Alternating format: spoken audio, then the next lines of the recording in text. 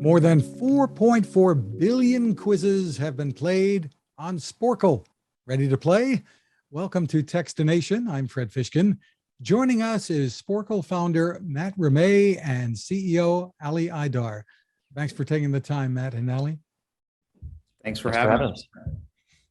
Done in tandem. I like that. So for the uninitiated, Ali, maybe we'll let you go first here. Give us the overview of what Sporcle is. So Sporcle is a media and entertainment company focused on trivia. Our flagship product is our website, operating at sporcle.com, which is a user-generated trivia quiz platform. There have been over 1 million quizzes created by users that have been played over 4.4 billion times. And then offline, we operate Sporcle branded pub trivia quizzes in bars and restaurants across the United States. We have we operate about 500 live trivia events per week. And we've been doing that for about 9 years now. Wow. Matt, how did this come about?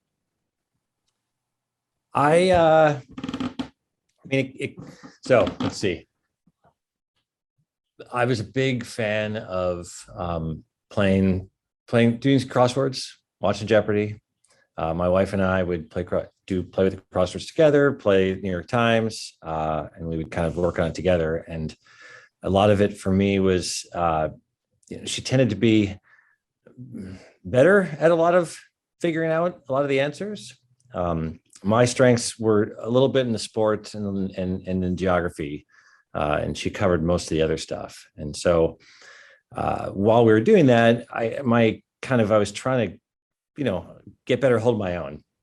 And so part of for me was to be even better and learn the things that I could hold up. And so hence learning all the geography, learning history, presidents. There's a lot of stuff, whether it's Jeopardy or the crosswords, there's a lot of the sort of similar kinds of information in trivia that come out. If you know that information, you can, you can do well and you can get some answers. So I set out to help myself learn that. And I did it with just using flashcards, piece of paper, front and back, looking at answers and trying to just, memorize things like capitals of the states and which presidents and which order. And as I did that, I kind of was like, this is in 2006, 2007, around there. I went online and figured, well, there must be a way that I can do this. This is easier than just using pieces of paper. And so I went looking for a solution that would help me continue to learn this kind of information. And I didn't really find anything I liked. Half the stuff I found was wrong and the other half just wasn't fun to play. So I basically decided to build something myself that I could use to help myself learn stuff like this kind of trivia knowledge. And so, as the story goes, I had made the first quiz that was me learning the presidents, and you just type out the president's order, and I kind of put it out there for the internet to see, and the internet said, yeah, I like that too. And then we just did it a lot more times. So that's kind of the short answer. It really accelerates there at the end, but really it was born out of my own desire to learn some of this kind of information. And then because others had a similar interest, I kept creating more and more. And then eventually, get the users. So are you better than your wife now? No, absolutely not. But I do know a lot. This definitely has improved significantly the subset of data that I do know about, and has made me, and even now when something comes up, she'll come to me for any geography thing, and I tend to know it much better than I did at the time. So I still haven't caught up with her some of the other subjects that she's better at, but I at least hold my own with the stuff that I know. So have you tried to go with what you've learned on a show like Jeopardy? I haven't. I have actually have taken the Jeopardy intro test once or twice, and my problem is an issue of speed. So to be able to be good on Jeopardy and those things, you have to not only know the answer, but know it in like a second or less. And I found that my ability to recall information that quickly is not great. Sometimes I need a minute, which isn't very good for a game show setting. So Not only know it, but you need to be able to push the buzzer before the next person, right? So, exactly. Yeah. so So but Ali, I understand that that quite a few Jeopardy champions, or a number of them anyway, have been fans of Sporkle, have used it. Yeah, we've been told by several Jeopardy champions that Sporkle was a important part of their preparation to be on Jeopardy. We even have a multi-time Jeopardy champion on our staff, and he's also told us that without Sporkle, he would not have been able to do as well as he did on Jeopardy. So You can do some name dropping here. It's okay. Okay. Well, the person on our staff is Jason Sterlocki. The more prominent person that has talked about using Sporkle is Austin Rogers, who was a 12-time Jeopardy champ. So there have been some others as well. So those are kind of the two big ones. And some other celebrities besides those on Jeopardy have talked about Sporkle, right? Yeah, so Ray Romano talked about knowing countries and capitals and flags once when he was on Jimmy Kimmel. Who else? Help me out, Matt. Who else? yeah, I just heard there was a podcast that The Rob Lowe on his podcast talks about Sporkle. So they're and all the Parks and Rec, I think folks, they would get together and have like Sporkle competitions amongst them when they were in between shooting and such. So well, if we've whet the appetite of some more potential players here, give us the overview of how they get into it. What's the process here? Is there subscription involved, et cetera? Matt, you want to take that? I mean,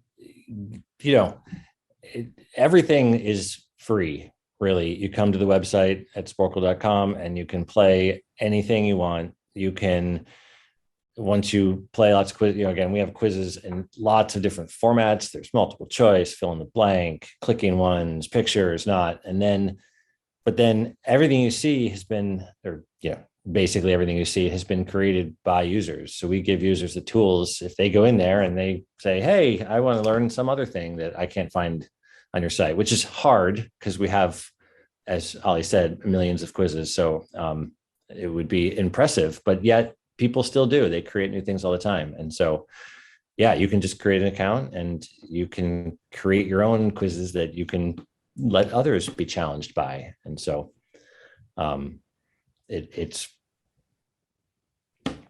Ollie, do you have it's easy and straightforward to get started. Just sporcle.com, sporcle.com, and find a quiz you like and you'll get into it pretty quickly.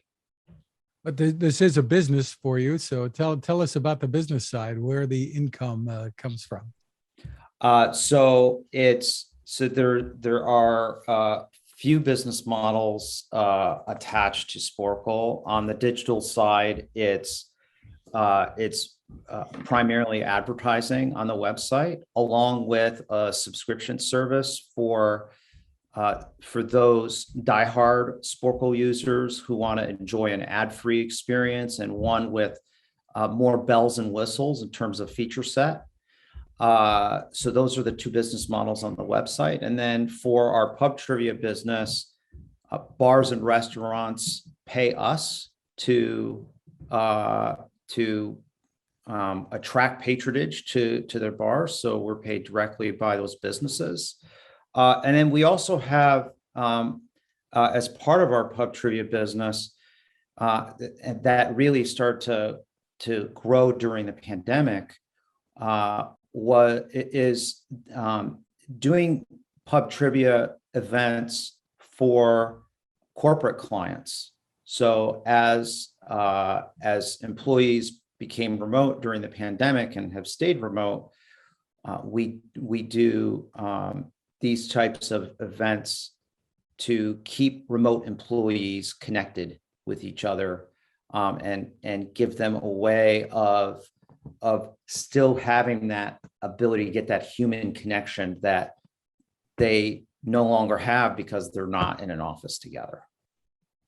Social atmosphere, I guess, remotely, right? Yes, exactly.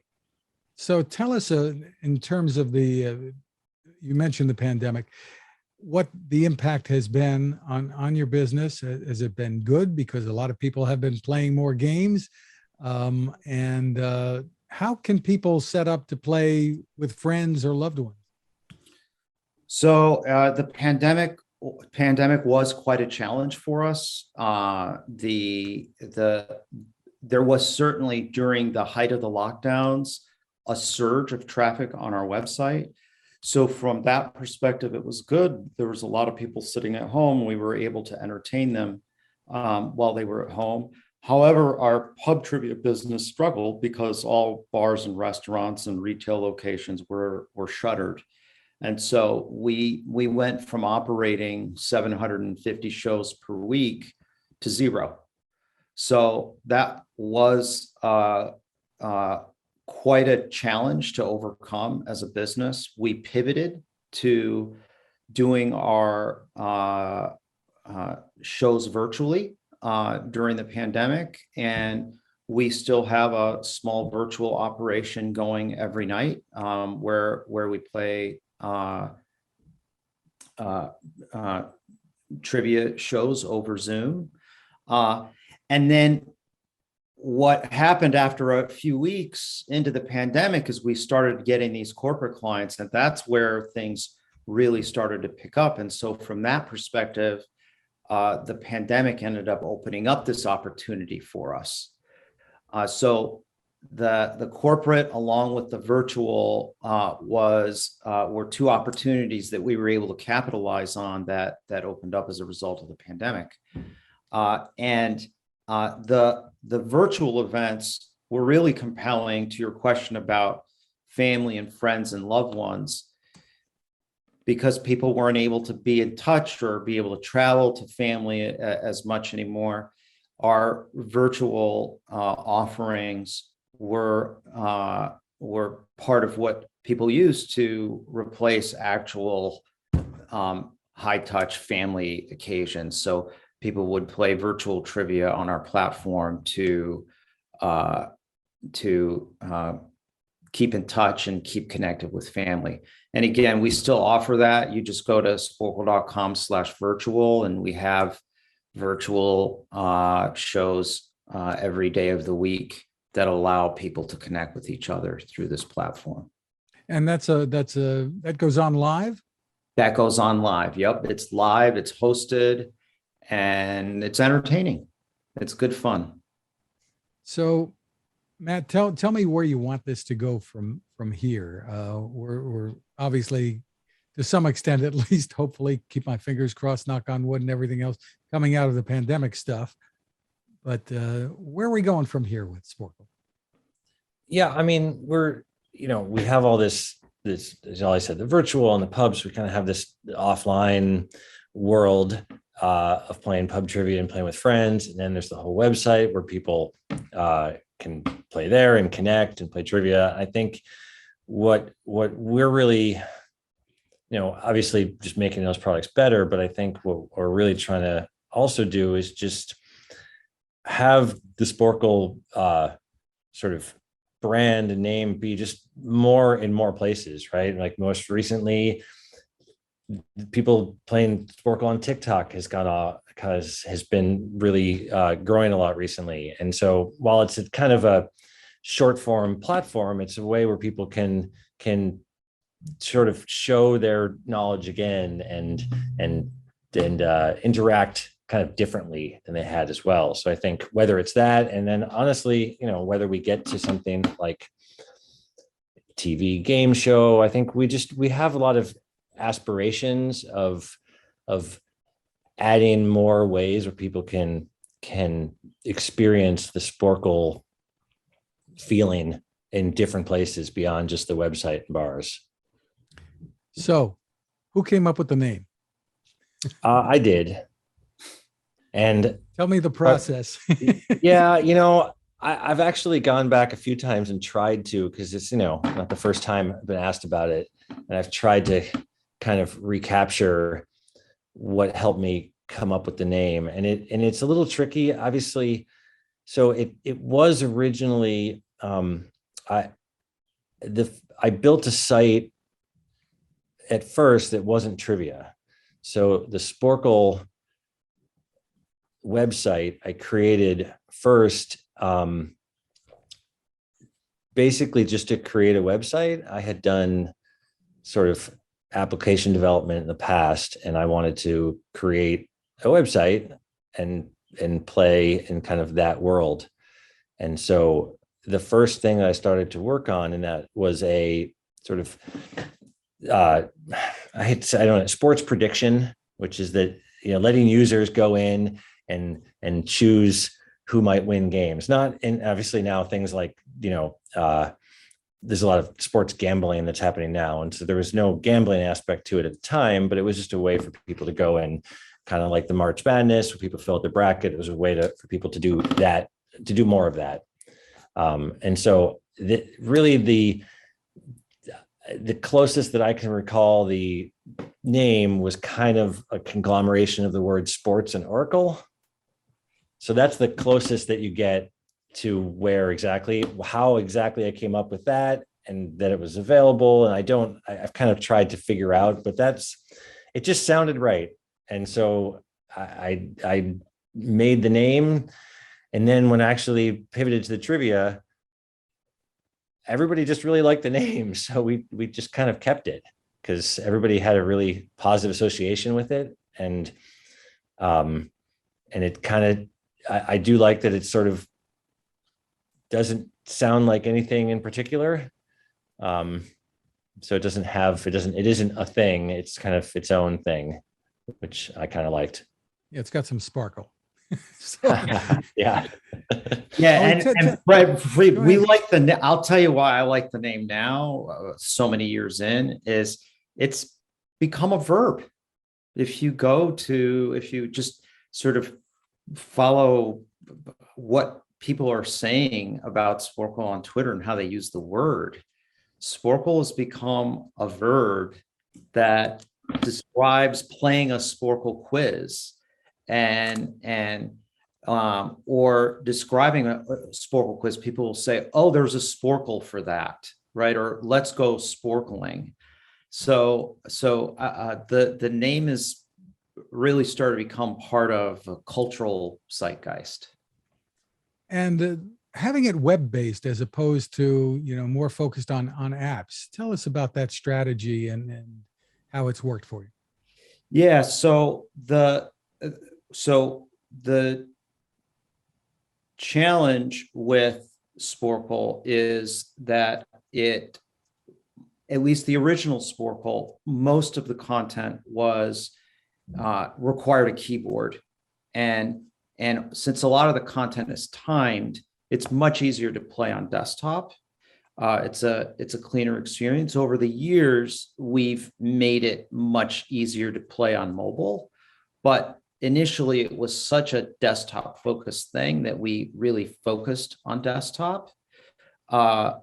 Mobile continues to be, and getting a mobile app experience that is compelling for users is part of where I see our near future going.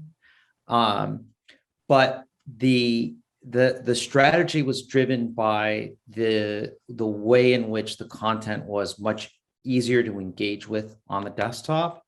And then also creation of quizzes and the tools required to create quizzes, again, much easier to do on the desktop.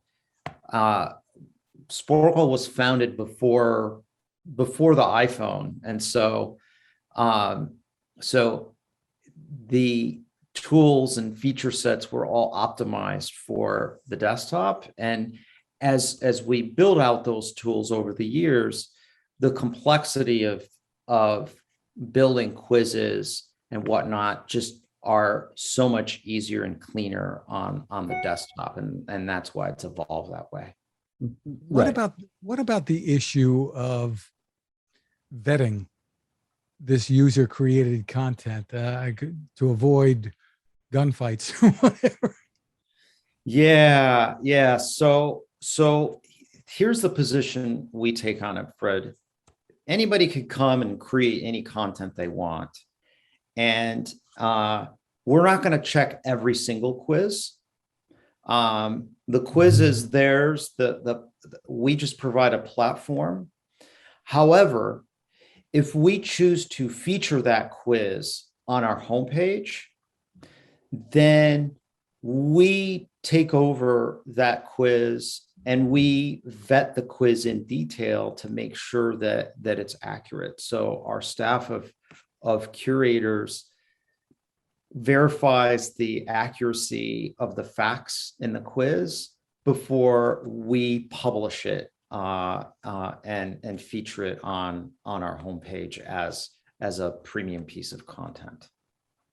And maintain it going forward too, right? Like, I mean, are those quizzes when the world changes, right? That's definitely a tricky thing in trivia, because stuff changes, countries change. In this time, we've added a couple of countries since I first created the quiz about the countries of the world. And so it's kind of this constant, and sports things changes, new champions come about. So there's this, to keep all of the content up to date is definitely a Herculean effort put forth by our team of both employees and contributors and volunteers on the site. Yeah, the best example of this is if we're not on top of all the quizzes related to the Super Bowl after a Super Bowl is finished, we will start getting complaints within 5 to 10 minutes after the Super Bowl is finished if we haven't updated certain popular quizzes around Super Bowl champions. And so we're literally on standby updating those quizzes as the world changes. Any favorite anecdotes that you've heard from players about the impact you've had here? I'll tell you, my favorite was when somebody created a quiz to propose to their girlfriend marriage. For one, that's to just be a part of someone's story like that is a privilege. But then to be that creative and utilize our tools to do that